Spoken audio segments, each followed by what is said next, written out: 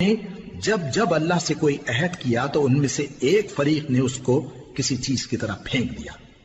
حقیقت یہ ہے کہ ان میں اکثر بے ایمان ہیں، اور جب ان کے پاس اللہ کی طرف سے پیغمبر آخر الزماں صلی اللہ علیہ وآلہ وسلم آئے اور وہ ان کی آسمانی کتاب کی تصدیق بھی کرتے ہیں، تو جن لوگوں کو کتاب دی گئی تھی ان میں سے ایک جماعت نے اللہ کی کتاب کو پیٹ پیچھے پھینک دیا، گویا وہ جانتے ہی نہیں، اور ان چیزوں کے پیچھے لگ گئے جو سلیمان کے عہد سلطنت میں شیاطین پڑھا کرتے تھے۔ اور سلیمان نے مطلق کفر کی بات نہیں کی، بلکہ شیطان ہی کفر کرتے تھے کہ لوگوں کو جادو سکھاتے تھے،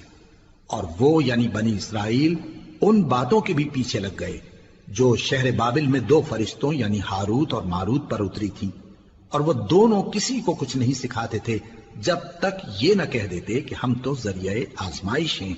تم کفر میں نہ پڑو۔ غرض لوگ ان سے وہ چیز سیکھتے جس سے میاں بیوی میں جدائی ڈال دیں، اور اللہ کے حکم کے سوا وہ اس چیز سے کسی کا کچھ بھی نہیں بگاڑ سکتے تھے، اور کچھ ایسے منتر سیکھتے جو ان کو نقصان ہی پہنچاتے اور فائدہ کچھ نہ دیتے، اور وہ جانتے تھے کہ جو شخص ایسی چیزوں یعنی سحر اور منتر وغیرہ کا خریدار ہوگا اس کا آخرت میں کچھ حصہ نہیں، اور جس چیز کے عوض انہوں نے اپنی جانوں کو بیچ ڈالا وہ بری تھی، کیا اچھا ہوتا جو وہ اس بات کو جانتے، اور اگر وہ ایمان لاتے اور پرہیزگاری کرتے تو اللہ کے ہاں سے بہت اچھا صلہ ملتا، کیا اچھا ہوتا جو وہ اس سے واقف ہوتے۔ اے اہل ایمان،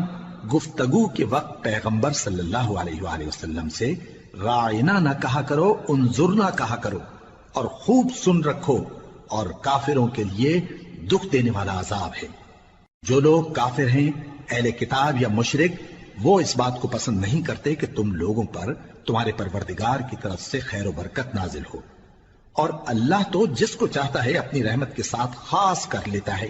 اور اللہ بڑے فضل کا مالک ہے۔ ہم جس آیت کو منسوخ کر دیتے یا اسے فراموش کرا دیتے ہیں تو اس سے بہتر یا ویسی ہی اور آیت بھیج دیتی ہیں۔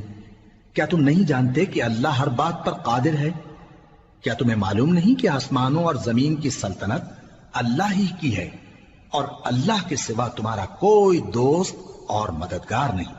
مسلمانوں، کیا تم یہ چاہتے ہو کہ اپنے پیغمبر صلی اللہ علیہ وآلہ وسلم سے اسی طرح کے سوال کرو جس طرح کے سوال پہلے موسیٰ سے کیے گئے تھے؟ اور جس شخص نے ایمان چھوڑ کر اس کے بدلے کفر لیا تو یقیناً وہ سیدھے رستے سے بھٹک گیا۔ بہت سے اہل کتاب اپنے دل کی جلن سے یہ چاہتے ہیں کہ ایمان لا چکنے کے بعد تم کو پھر کافر بنا دیں، حالانکہ ان پر